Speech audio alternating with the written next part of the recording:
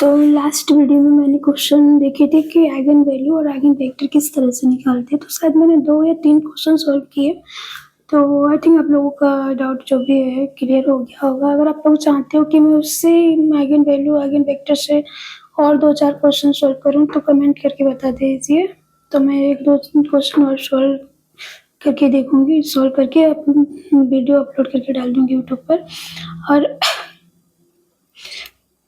आज हम देखते हैं अगर लीनियर अलजेब्रा में आप पे कोई भी टॉपिक है जो आपको टफ लगता है, चाहे एसएन हो, फिर कंसिस्टेंसी निकालनी हो, कैरेक्टरिस्टिक निकालना हो, कोई भी क्वेश्चन हो अदरवाइज लीनियर अलजेब्रा में, तो आप क्योंकि अभी तो आप मतलब कमेंट कर दीजिए, बता दीजिए आपको किस टॉपिक से रिलेटेड क्वेश्चन टफ लगते हैं। तो मैं उस क्वेश्चनों को मतलब इतना वैसे किससे सॉल्व करूँगी तो मुझे लगता है कि आपको समझ में आ जाएगा। जैसे कि आपको मैंने आइगन वैल्यू आइगन वेक्टर काफ़ी बेसिक से समझाया कि किस तरह से उसको सॉल्व करते हैं। तो आगे उसी तरह हम देखेंगे कि इनवर्स कैसे निकालते हैं, है ना, लीनियर अलजेब्रा के क्वेश्चनों में। तो वैसे हमारा ये मैट्रिक्स दिया हुआ है तो इसका हमें इनवर्स निकालना है। तो इनवर्स निकालने से पहले हमें पता होना चाहिए सिंगुलर मैट्रिक्स किसे कहते हैं और नॉन सिंगुलर मैट्रिक्स किसे कहते हैं। जब हम इसको जब सॉल्व करेंगे, मैट्रिक्स दिया हुआ है, इसको हम डिटरमिनेंट इसका निकालेंगे तो उसका डिटरमिनेंट 0 आ जाएगा ना, तो वो हमारा सिंगुलर मैट्रिक्स हो जाएगा। जब सिंगुलर मैट्रिक्स आ जाएगा तो उसका इनवर्स तो नहीं निकल सकता है ना। तो इनवर्स निकालने के लिए जो भी हम डिटरमिनेंट सॉल्व करें मैट्रिक्स का, तो वो हमारा नॉन ज़ीरो में होना चाहिए। तो वो होगा हमारा नॉन सिंगुलर मैट्रिक्स। तो उसका हम इनवर्स निकाल सकते हैं। तो उस क्वेश्चन को आगे सॉल्व किया जा सकता है। वही चीज़ें तो यहाँ पे तो मुझे नहीं लगता आपको एक्सप्लेन करने की ज़रूरत है, क्योंकि डिटर्मिनेंट आपको आई थिंक आ ही गया होगा। फिर भी अगर आप चाहते हो तो थोड़ा सा एक्सप्लेन कर देती हूँ। यहाँ पे देखो फर्स्ट रो है, यहाँ पे तो इसका 1 लिया है, उसके बाद में यहाँ पे इसको ऐड किया और फर्स्ट रो को और फर्स्ट कॉलम को ऐड करने के बाद इससे मल्टीपल कर दिया। तो 3 3 जा 9, 4 4 जा 16, है ना। फिर यहाँ पे जो 3 है तो यहाँ पे 3 लिया, क्योंकि ऑलरेडी यहाँ पे माइनस आता है तो इसलिए मैं यहाँ पे माइनस ले लिया।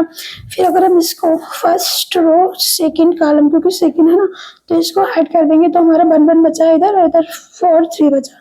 तो 3 1 जा 3, 4 1 जा 4 पे यहाँ पे आए। फिर इस तरह से इस तरह से सेम हमें इस तरह से निकालना है इसका, क्योंकि ये 3 है तो इसके यहाँ पे 3 ले लिया और यहाँ पे प्लस आता है, तो प्लस का इस तरह में। फिर इस तरह से इसको हम करेंगे, देखो 4 1 जा 4, 3 1 जा 3। तो इसको इस तरह से सॉल्व करने से हमें -7 + 6 आया। तो फिर उसको और सॉल्व करेंगे तो हमें कितना आया, डिटरमिनेंट निकल कर -1। तो जो -1 निकल कर है वो हमारा नॉन सिंगुलर मैट्रिक्स है। अब हम देखते हैं, तो जब नॉन सिंगुलर मैट्रिक्स है तो इसका इनवर्स से निकाला जा सकता है ना। तो वही यहाँ पर दिया है, देयरफॉर इनवर्स एग्जिस्ट, है ना। हाँ, तो वही अगर हम देखेंगे हमारा इनवर्स मैट्रिक्स का आपको पता ही होगा फॉर्मूला, एडजॉइंट ए और डिवाइड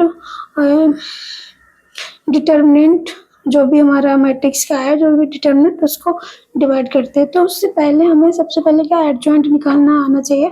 अगर एडजॉइंट आप निकालोगे तो वो हमारा क्या होता है ना, ये आपको पता होना चाहिए कि एडजॉइंट किस तरह से निकालते हैं। तो कोफैक्टर मैट्रिक्स, जो भी मैट्रिक्स है उनके हमें कोफैक्टर निकालना है। तो भाई जितने भी कोफैक्टर निकल के आएंगे भाई हमारा एडजॉइंट मैट्रिक्स हो जाएगा, है ना।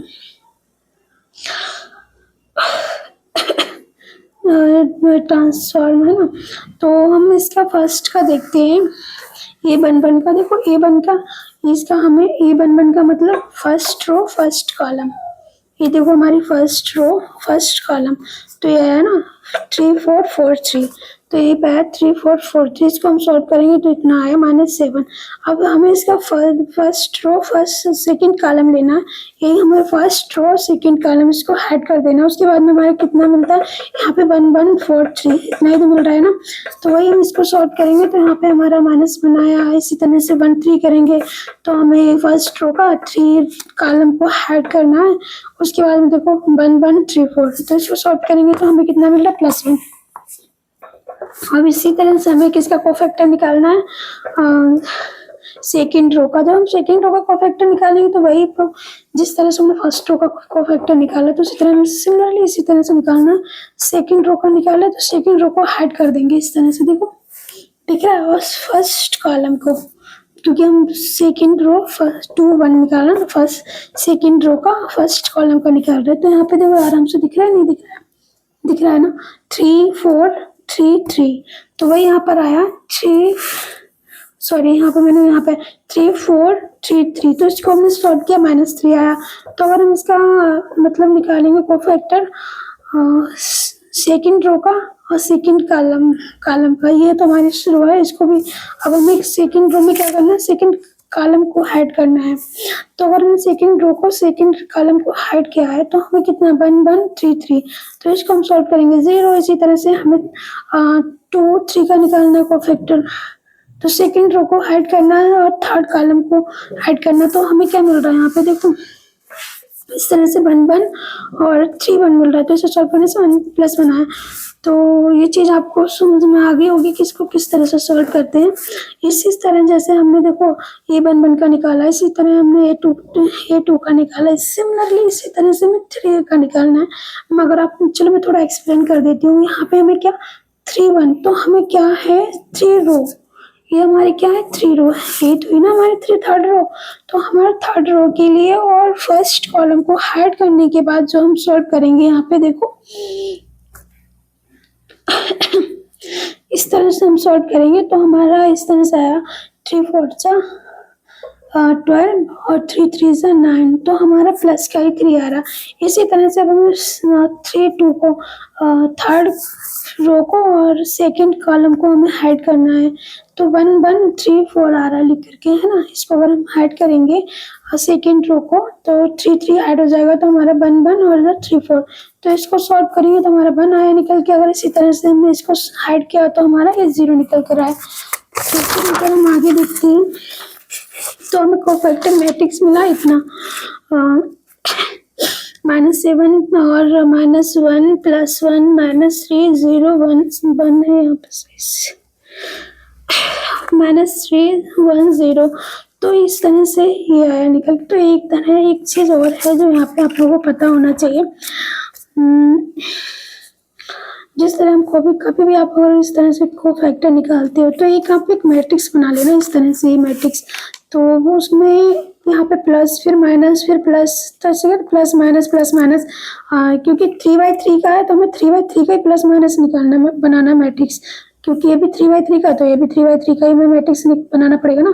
तो 3 plus minus plus minus plus minus plus minus plus, ये हमारा होगा 3/3 का मैट्रिक्स प्लस माइनस का। अब हमें ये देखो यहाँ पे देखो फर्स्ट हमारा प्लस है, तो ये अगर हमारा माइनस है तो ऑलरेडी माइनस ही आएगा, अगर है ना। माइनस से ये माइनस माइनस माइनस प्लस हो जाएगा, इसलिए यहाँ पे प्लस का बना गया। और ये तो प्लस है तो यहाँ ऑलरेडी यहाँ पर भी प्लस है तो प्लस का ही आएगा। अब ये 3 माइनस का है और यहाँ पर भी ऑलरेडी देखो माइनस है ना। तो माइनस माइनस प्लस हो जाएगा, देखो ये माइनस और ये माइनस प्लस हो जाएगा, इसलिए हमारा 3 है ना वो प्लस का आ गया। और 0 और ये भी प्लस का है तो ये प्लस का आएगा। यहाँ पे 1 प्लस का है और ये माइनस, यहाँ पे माइनस है तो 1 प्लस और ये माइनस, तो -1 हो जाएगा। -3 और प्लस, तो ये माइनस का ही होगा। और ये प्लस और यहाँ पे माइनस, तो ये -1 हो जाएगा।